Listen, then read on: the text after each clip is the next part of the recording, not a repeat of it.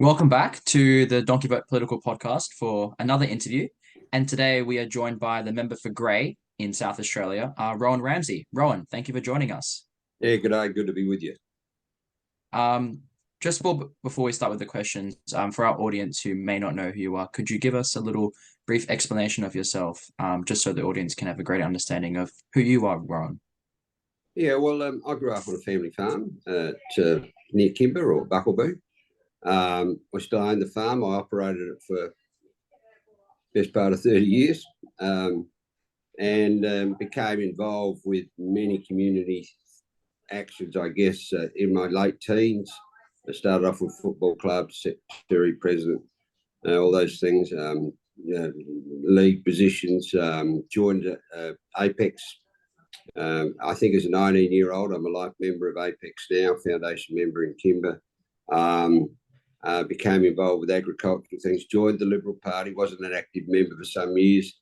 By the time before I was 30, I was chairman of the local hospital board, started the Junior Tennis Association with a friend. And so a whole lot of things at community level. Have been asked to do more in the Liberal Party, became more involved.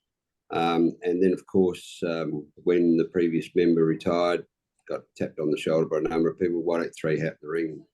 After a long conversation with my family about farm succession and such things, I ended up nominating, won pre-selection in 2007, won the seat, and have not been challenged since that time in pre-selection, and have managed to retain it on another 5 occasions. Yeah, I think one of the things that we've gotten a lot from our interviews that we've conducted even previously to this is that a lot of politicians have started off just being community activists, and as you've said, starting, the local tennis association and all those other little things within your local community. I think it is a great way to get yourself known within the community and help you get into politics down the line, if you want to do it, of I course. wouldn't have called myself an activist. I'd say more of a servant. I wasn't looking to change the world. I was looking to maintain the world and keep, slowly advance, to make the changes as according. But I didn't have a bee in my bonnet about the world was all wrong. So I don't think activist is quite the right word to describe me, but certainly someone who supports my community and wanting to get on with the job. That's good. That's you don't have to be an activist. You can be Oh, a public servant and a servant of the community, I guess, in a yeah, sense. no, that's a better way of putting it. Yeah. Yeah, so we'll now get started with our questions. Sure. So my first question is, how was your high school and university life, and do you have any memorable moments? Well, probably so. My primary schooling, well, the first 5 years was actually, the first year was in a single teacher school. And then this school was up to about 34 or 36 students. So we've got two teachers. In grade 6, I went to Kimber Area School. I completed my secondary education there, but didn't do year 12. At that stage, year 12 was not on offer in Kimber.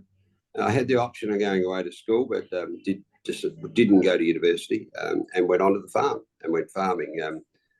Probably wouldn't be the advice I'd give to people now, but it seemed to be okay for me at the time.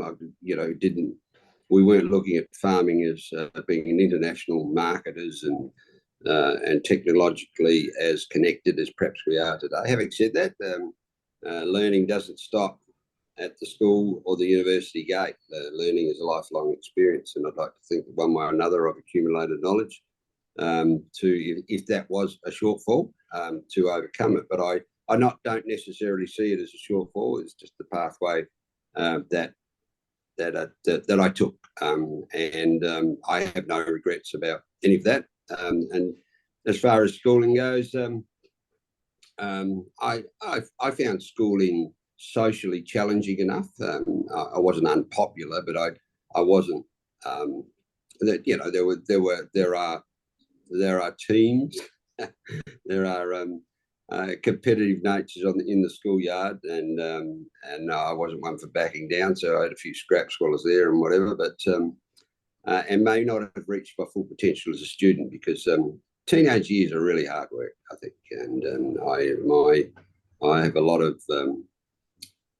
of consideration for kids and their parents as they go through what are sometimes tough times. I'm not, don't get me wrong, it wasn't a terrible schooling, but it was school, and I went there because we didn't question that in those days. We just went to school. It's where we were sent, and hopefully accumulate enough knowledge to get me through at least the first steps of my adult life. Yeah, I think it's an important thing as well that, we're a lot of students out there, especially for us, we received our ATARs on Monday because we're both in year 12, Yes. me and George. For a lot of students, we don't hit our academic potential towards the end of high school. Sometimes you hit it in your mid-20s while in university, and you may not be able to achieve your academic best towards the end of year 12, but it doesn't necessarily mean you just stop learning there and you don't do anything with your life. There's so many more opportunities nowadays.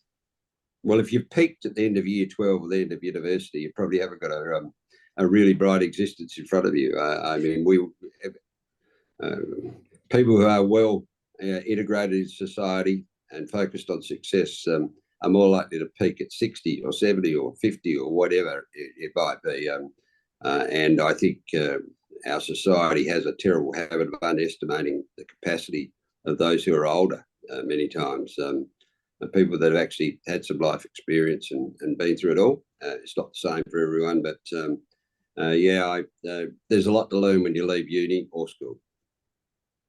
Exactly. Yeah, and I think that is a big thing as well. A lot of, especially people our age as well, disregard a lot of, 50, 60, 70-year-old people's views on things. But I think it is important to I think it is important to consider their views, even if they aren't similar to yours, because they do have a lot of life experience and they've seen a lot of things in the world that a lot of us, like me and George, are 17, 18 years old. We haven't really experienced the world as much as probably you have, Rowan. Hmm. Well, look, you will find a lot of people who have reached towards the end of their working life that will hold completely different views to the beginning of their working life, and that's accumulated knowledge along the way. That's why they've changed. So I think that probably bears great consideration. Exactly. Yeah. So we'll now move on to our second question. George. So, in your work previous to your parliamentary commitments, I believe you worked as a farmer. Are you able to talk about the transition from working on a farm to being in a chamber debating legislation? Yeah. Well, it's different. Having It is said very that, different. I did talk about the organisations that I've been involved with, and in its heyday, and it's not sadly anymore. Apex, which is a young man's, it back then. It was for those between the age of 18 and 40, and we actually did. One of the things we used to have at competition level was public speaking and debating, which I participated in. Now, it's public speaking uh, is doesn't come naturally to everyone. Some of us more naturally than others, but it's something that I enjoyed doing, and the repartee that went with it. Now, I think the skills that I formed through that time in particular not only gave me the confidence to put my hand up for Parliament, and then, of course, the confidence to speak in Parliament. That was what gave me the confidence to put my hand up and lead local committees, and not with a view of developing those skills, but using those skills to communicate a message. I've never, don't know that I've ever really felt that I'm in that position, but it must be very disempowering, I believe, for people to go to a public meeting talking about something that is important to them and their community, but not having the courage to stand up and speak because they don't feel they're sufficiently skilled. That is an impediment to getting your views in the mix. Now, we can all have a grumble after the meeting, but you will know. You go to meetings, and if there's 25 people there, it's likely to be dominated by 4 or 5 who actually have the most to say. Now, I'm not saying you should be in either group, but you should have the confidence to be able to participate in something that really is important to you and get your point of view across. So if there was a transition, and I'd have to say I'm much more easy on my feet now, speaking from dot points, whereas when I started in Parliament, I was more likely to write substantial parts of a speech. And I see members of parliament who've been there many years who still write their speeches or have someone write them for them. I feel much more comfortable making sure that I'm across the material. And then to me, and I'm not sure how it sounds to others, to me it sounds more genuine when I deliver it in much the same manner that I'm speaking to you at the moment. Yeah. And I think as well, a lot of people, even with us as well, like doing these sort of podcasts and sort of things and talking to politicians like yourself, Rowan, it's really helped us with our public speaking skills, especially because, you know, I think me and George, even George can agree with me as well. Like, looking back 4 or 5 years ago, both of us weren't probably the greatest public speakers in the world, but, talking more to politicians, especially, and, increasing our conversations with people have helped us become better public speakers. So I can see that as well. As you've said, when you first started, you had to write majority of your speeches, but nowadays you're just using dot points to do your speeches. And I guess that's similar with us as well. Like when we first started doing these sort of things and speaking and doing my public speaking, I had to have my whole speech prepared and have like dot points of what I was going to say. But nowadays, like right now, I'm not even using anything to, No. like no dot points or anything. It's all just coming from my head. So yeah, it's good. I think practice makes perfect in that sort of sense. It pays to think about what you're going to say before you say it. Yeah. But I think it sounds so much more genuine. And I just so you know, when I debated and spoke publicly at competition level, I also did adjudication. So I'm keeping an eye on you today. You're going to judge us at the end of it. You're going to give us well, a you're little, not going too bad. I haven't got a lot of black marks yet, but I keep going. hopefully we get a good score at the end of the interview. Yeah. All right then. We'll move on to our third question.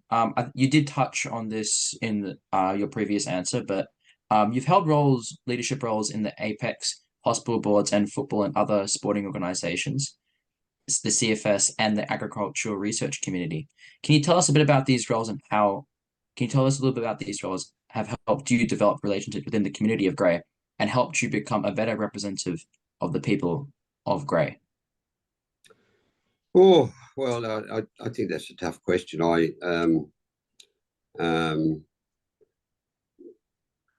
mean, you do the jobs.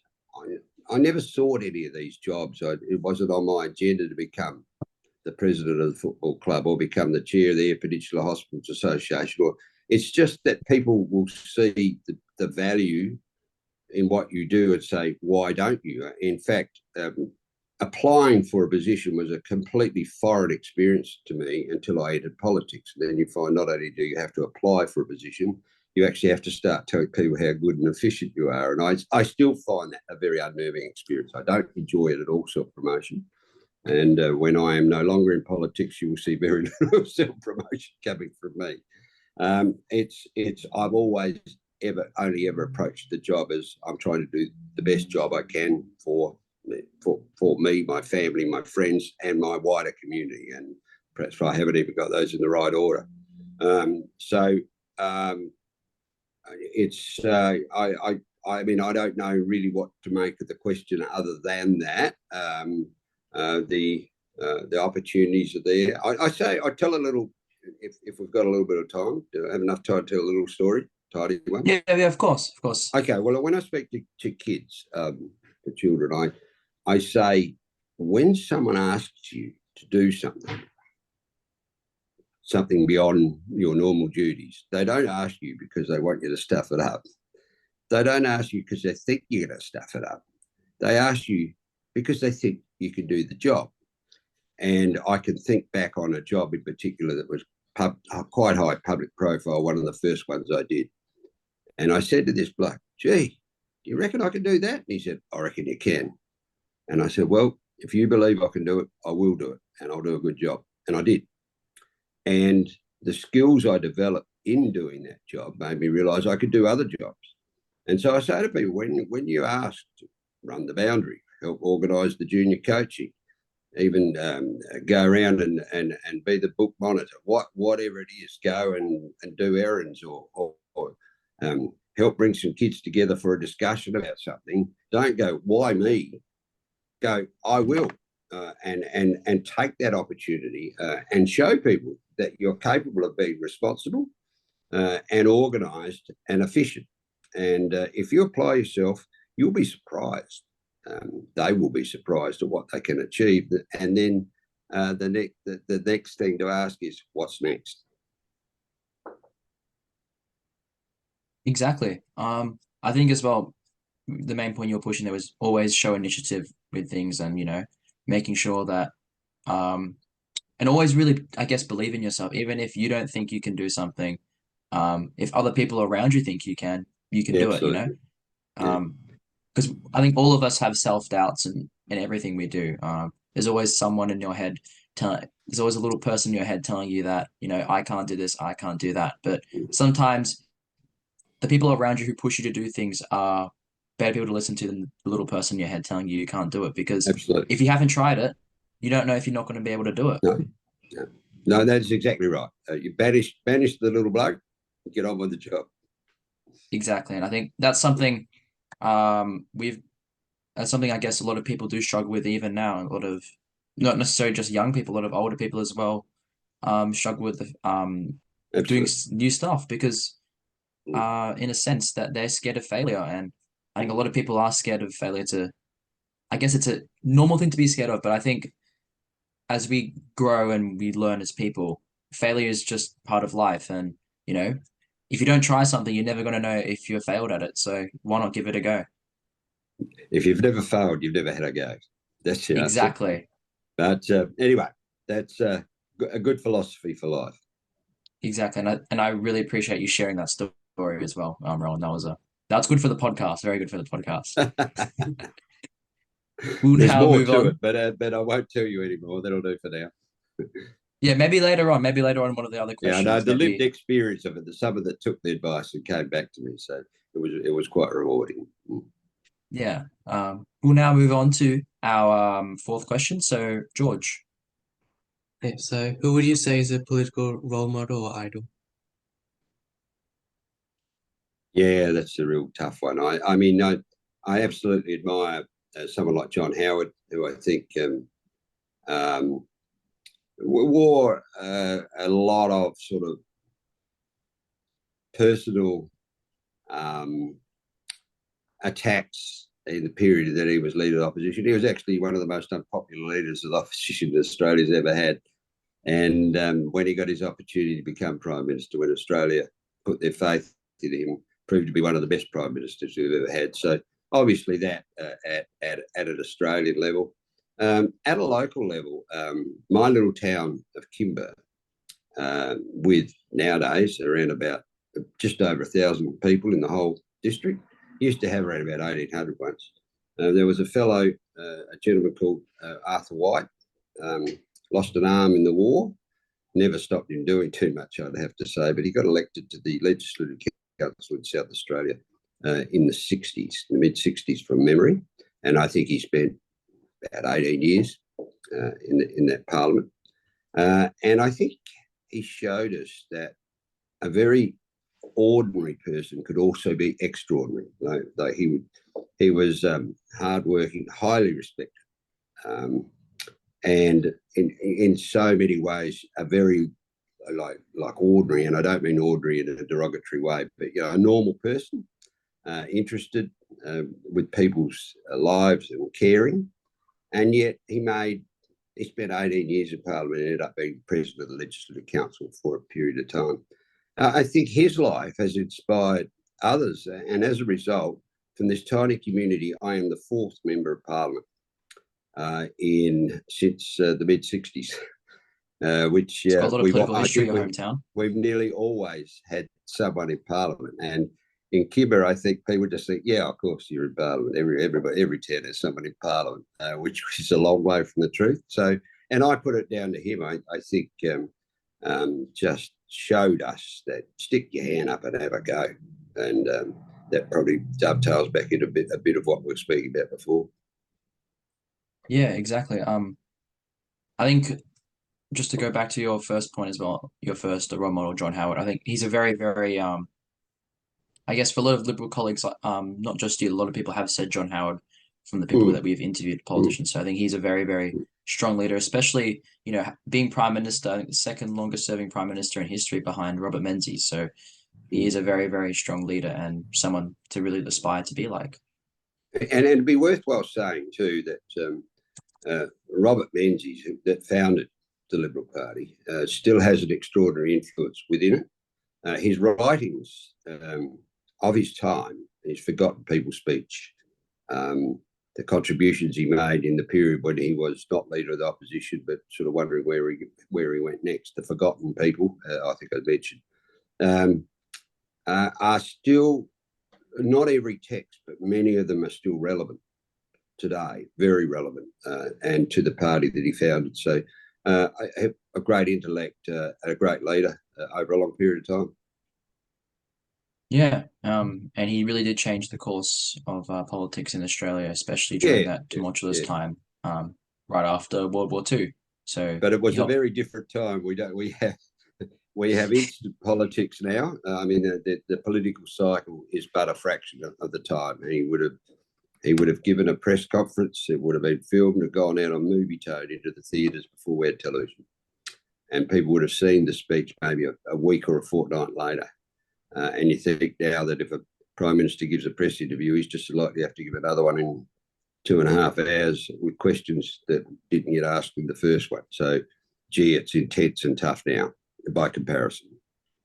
Yeah, the media scrutiny is huge, especially not just for Liberal politicians, but Labor politicians especially as well. No. It's the nature of the job, the instantaneous nature of communication. The ability for everybody to have a comment on any comment that may be made in that time frame. A lot of pressure. And for finding someone else who can do another 17 years in a row like Robert Menzies might be difficult. Yeah, that'd have to be record breaking it in a lot of ways. So, yeah.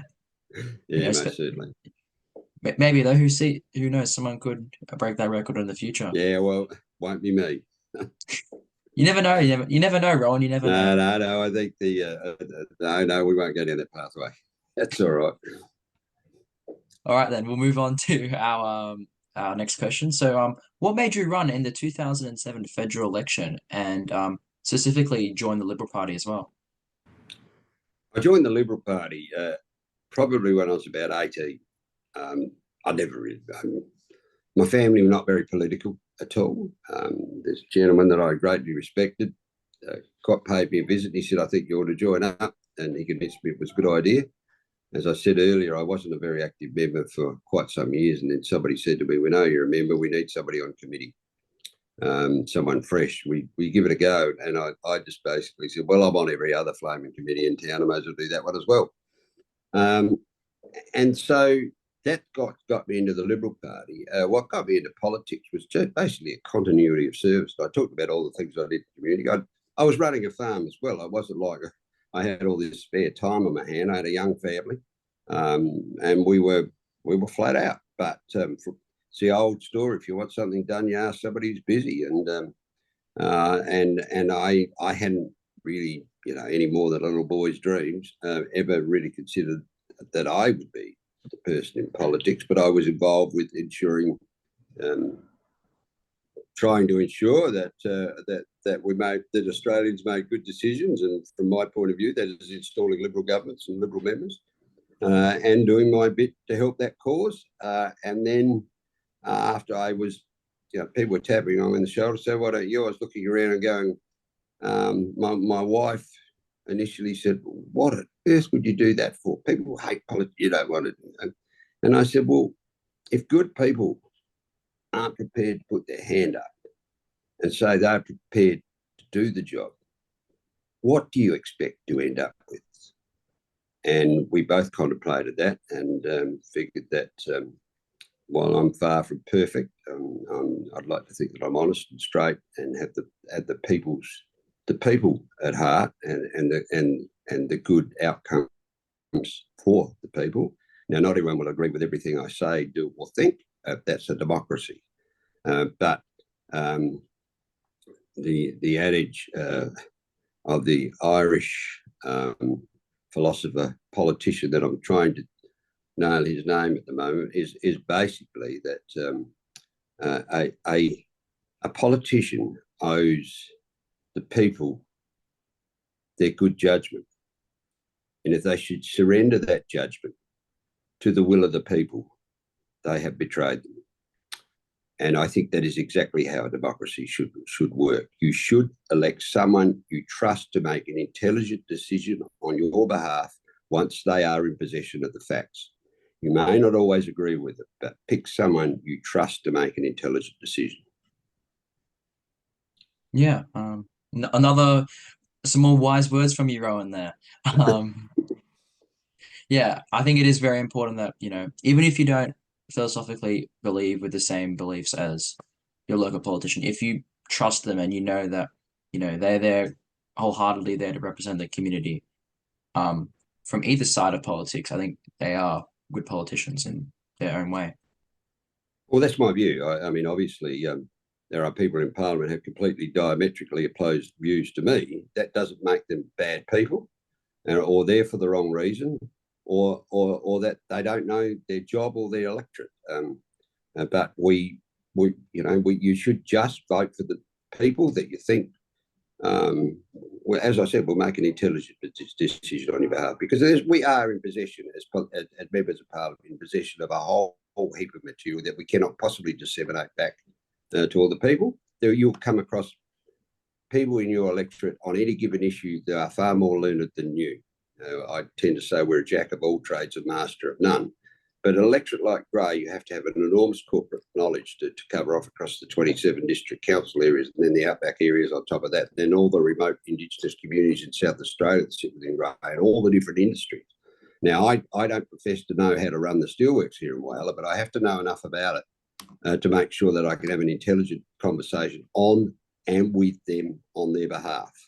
And so on all the industries, whether it's wine growing, whether it's metal smelting, whether it's mining, whether it's agriculture, whether it's fishing, aquaculture, you name it, tourism, I need to have a working knowledge of it. Now, I don't know exactly how I got onto that, but it is that's the job. You need to immerse yourself in the electorate and understand it as best as one person possibly can.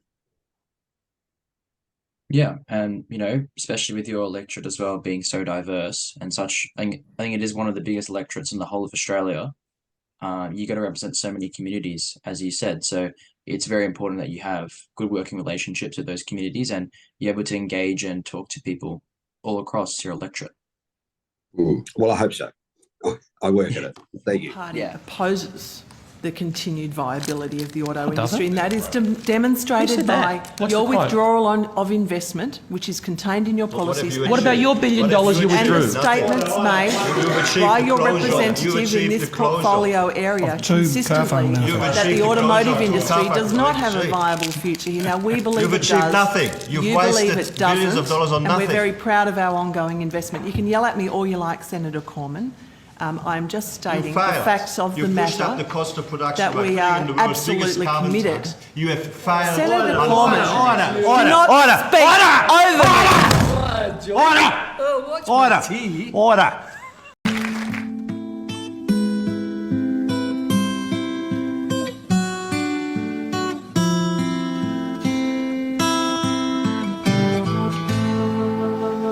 There's a country that knows that Howard's on the nose, so they're After a little ad break, a little short break to hope you guys got some tea, some coffee, some biscuits.